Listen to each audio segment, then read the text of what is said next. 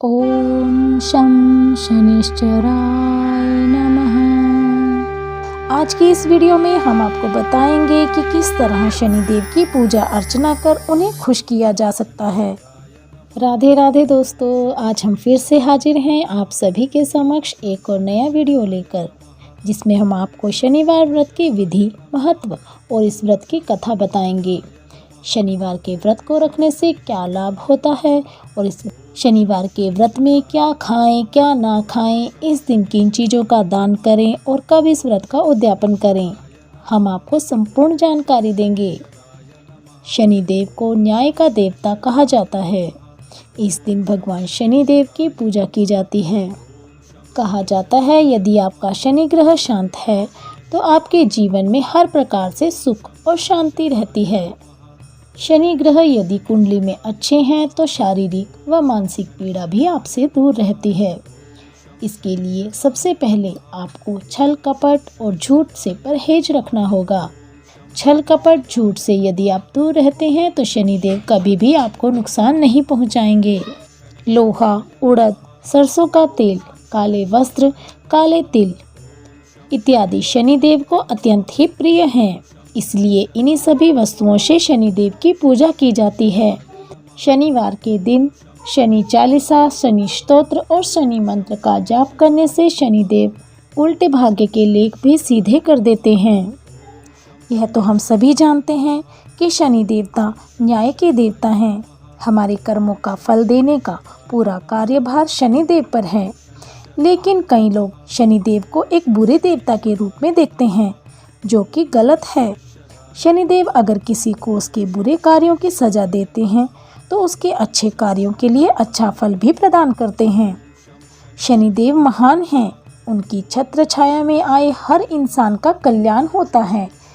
शनिदेव को सभी के कर्म फल के हिसाब से सुख दुख देने वाले देवता के रूप में भी जाना जाता है। शनि की दशा को दूर करने के लिए शनिवार का व्रत किया जाता है। बुरी नज़र, कर्जा, बीमारी, गरीबी, कलह आदि सभी समस्याओं का अंत होता है।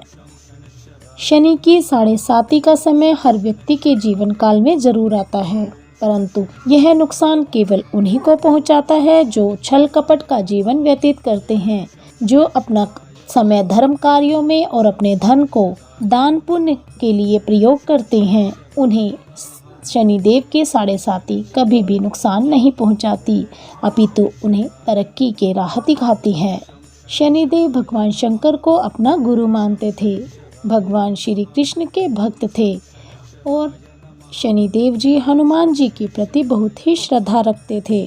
इसलिए आप शनिवार के दिन इनमें से भी किसी भी देवता की पूजा कर शनिदेव का आशीर्वाद प्राप्त कर सकते हैं। पौराणिक मान्यताओं के अनुसार शनि की 7.5 के समय यदि हनुमान जी की भक्ति करने से विशेष लाभ होता है, क्योंकि शनिदेव ने हनुमान जी को वचन दिया था कि हनुमान भक्तों पर शनि की वक्र दृष्टि नहीं पड़ेगी। शनिवार के दिन शनि चालीसा, शनि स्तोत्र और शनि मंत्र का मानसिक जप करते रहें। इससे शनिदेव आपके जीवन में आ रही हर समस्या को दूर करते हैं। जिन लोगों को बिना ज़्यादा मेहनत किए आसानी से आय प्राप्त होती रहती है और आसानी से उनके पसंदीदा कार्य होते चले जाते हैं, कहीं न कहीं उनकी कुंडली में शनि ग्रह बहुत ही अच्छे होते हैं। इसलिए शनिवार का व्रत शुक्ल पक्ष के प्रथम शनिवार से प्रारंभ करें। सर्वप्रथम ब्रह्म मुहूर्त में उठकर स्नान करें। इसके बाद पीपल के वृक्ष में जल चढ़ाएं। लोहे से बनी शनि प्रतिमा को पंचामृत से स्नान कराएं। शनि मंत्र का जाप करें।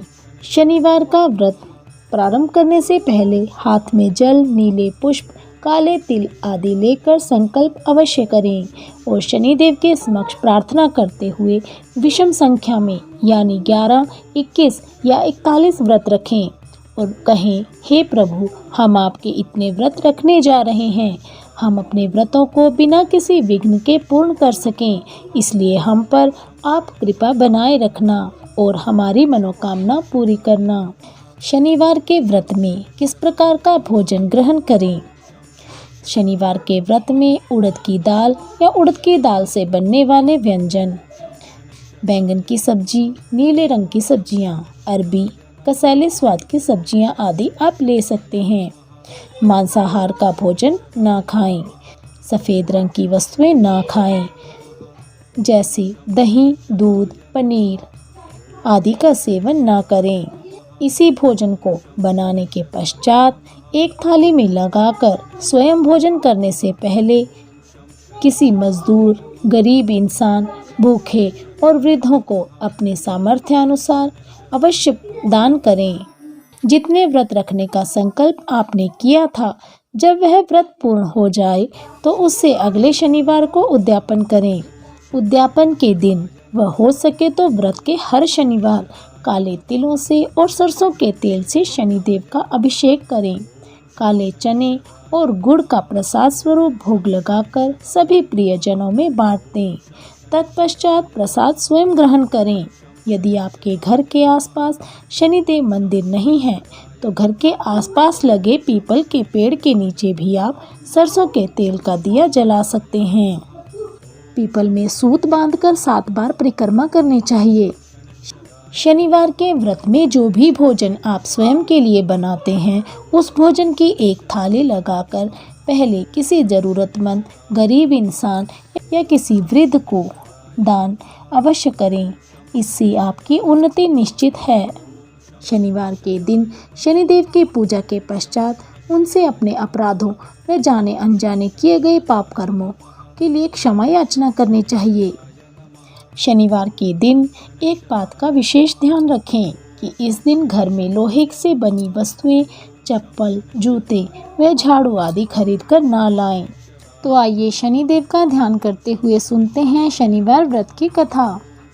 एक समय सभी नवग्रहों सूर्य, चंद्रमा, मंगल, बुध, बृहस्पति, शुक्र, शनि, राहु और केतु में विवाद छिड़ गया कि इनमें सबसे बड़ा कौन है। सभी आपस में लड़ने लगे और कोई निर्णय न होने पर देवराज इंद्र के पास निर्णय कराने पहुँचे। इंद्र उस बात से घबरा गए और इस निर्णय को देने में अपनी असमर्थता जताई।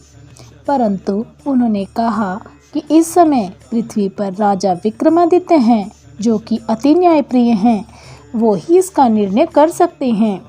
सभी ग्रह एक साथ राजा विक्रमादित्य के पास पहुँचे और अपना विवाद बताया। साथ ही निर्णय के लिए कहा। राजा इस समस्या से अति चिंतित हो उठे, क्योंकि वे जानते थे कि जिस किसी भी ग्रह को छोटा बताऊंगा वही कुपित हो जाएगा। तब राजा को एक उपाय सूझा। उन्होंने सुवर्ण, रजत, कांस्य, पीतल, सीसा, रांगा, जस्ता, अभ्रक और लोहे से 9 सिंहासन बनवाए और उन्हें इसी क्रम में रख दिया। फिर उन सबसे निवेदन किया कि आप सभी अपने अपने सिंहासन पर स्थान ग्रहण करें। जो अंतिम सिंहासन पर बैठेगा वही सबसे छोटा होगा। इस प्रकार से लोहे का सिंहासन सबसे बाद में होने के कारण शनिदेव सबसे बाद में बैठे, तो वही सबसे छोटे कहलाए। उन्होंने सोचा कि राजा ने यह जानबूझकर किया है। उन्होंने कुपित होकर राजा से कहा, राजा तू मुझे नहीं जानता। सूर्य 1 राशि में 1 महीना, चंद्रमा 2.25 महीना 2 दिन, मंगल 1.5 महीना, बृहस्पति 13 महीने और बुध और शुक्र 1-1 महीने विचरण करते हैं। परंतु मैं 2.5 से 7.5 साल तक रहता हूँ। बड़े बड़ों का मैंने विनाश किया है। श्री राम की 7.5 आने पर उन्हें वनवास को जाना पड़ा। रावण की 7.5 आने पर उसकी लंका को बंदरों की सेना से परास्त होना पड़ा। अब तुम सावधान रहना। ऐसा कहकर कुपित होते हुए शनिदेव वहां से चले गए। अन्य देवता खुशी खुशी से गए। कुछ समय के बाद राजा की 7.5 आरंभ हो गई। तब शनिदेव घोड़ों की सौदागर बनकर उस राजा के राज्य में आए। उसके साथ बहुत से बढ़िया घोड़े थे। राजा ने यह समाचार सुनकर अपने अश्वपालों को अच्छे घोड़े खरीदने की आज्ञा दी। राजा के अश्वपालों ने बहुत से अच्छे घोड़े खरीदे और एक सर्वोत्तम घोड़ा राजा की सवारी हेतु ले लिया। राजा ज्यों ही उस पर बैठा, वह घोड़ा सरपट वन की ओर भागा। भीषण वन में पहुंचकर वह अंतर्ध्यान हो गया और राजा भूखा प्यासा भटकता रहा। तब एक ग्वाले ने उसे पानी पिलाया। राजा ने प्रसन्न होकर उसे अपनी अंगूठी दे दी। वह अंगूठी देकर राजा नगर की ओर चल दिया और वहां अपना नाम उज्जैन निवासी वीका बताया। वहां एक सेठ की दुकान पर कुछ समय विश्राम कर जल इत्यादि पिया। भाग्यवश उस दिन सेठ की दुकान की बिक्री बहुत ही बढ़िया हुई। सेठ उसे खाना खिलाने के लिए अपने घर ले आया। वहां वीका ने एक खूंटी पर हार टंगा हुआ देखा, जिसे खूंटी निगल रही थी। तभी थोड़ी ही देर में पूरा हार गायब हो गया। तब सेठ ने बाहर आकर देखा कि हार गायब है। उसने समझा कि वीका ने उसे चुराया है। उसने वीका को कोतवाल के पास पकड़वा दिया।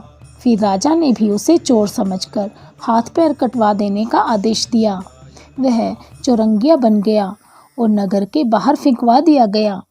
वहां से एक तेली निकल रहा था, जिसे उस पर दया आई और उसने वीका को अपनी गाड़ी में बिठा लिया। वीका अपनी जीभ से बैलों को हाँकने लगा।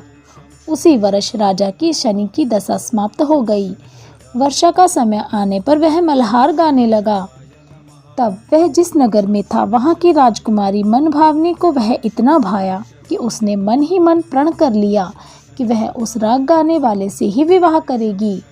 उसने दासी को उसे ढूंढने के लिए भेजा। दासी ने बताया कि वह एक चौरंगिया है, परंतु राजकुमारी न मानी। अगले ही दिन उठते ही वह अनशन पर बैठ गई कि ब्याह करेगी तो उसी तेली से। उसे बहुत ही समझाया गया, परंतु वह नहीं मानी। तो राजा ने उस तेली को बुला भेजा और विवाह की तैयारी करवाई। फिर उस राजकुमारी का विवाह वीका से हो गया। तब एक दिन सोते हुए स्वप्न में शनिदेव ने राजा से कहा, राजन, देखा तुमने मुझे छोटा बताकर कितना दुख झेला है। तब राजा ने उनसे क्षमा मांगी और प्रार्थना की कि हे शनिदेव, जैसा दुख आपने मुझे दिया है किसी और को मत देना। शनिदेव मान गए और कहा, जो मेरी कथा और व्रत कहेगा उसे मेरी दशा में कोई भी दुख न होगा। जो नित्य मेरा ध्यान करेगा और चींटियों को आटा डालेगा, उसके मैं सभी मनोरथ पूर्ण करूँगा। साथ ही राजा को हाथ पैर वापस दिए। प्रातः आँख खुलने पर राजकुमारी ने देखा तो वह भी आश्चर्यचकित रह गई। वीका ने उसे बताया कि वह उज्जैन का राजा विक्रमादित्य है। सभी अत्यंत प्रसन्न हुए। सेठ ने जब सुना तो वह पैरों पर गिरकर क्षमा मांगने लगा। राजा ने कहा कि वह तो शनिदेव का कोप था, इसमें किसी का भी कोई दोष नहीं है। सेठ ने फिर से निवेदन किया कि मुझे शांति तभी मिलेगी जब आप मेरे घर चलकर भोजन करेंगे। सेठ ने अपने घर नाना प्रकार के व्यंजनों से राजा का सत्कार किया। साथ ही सबने देखा कि जो खूंटी हार निगल गई थी वही अब उसे उगल रही है।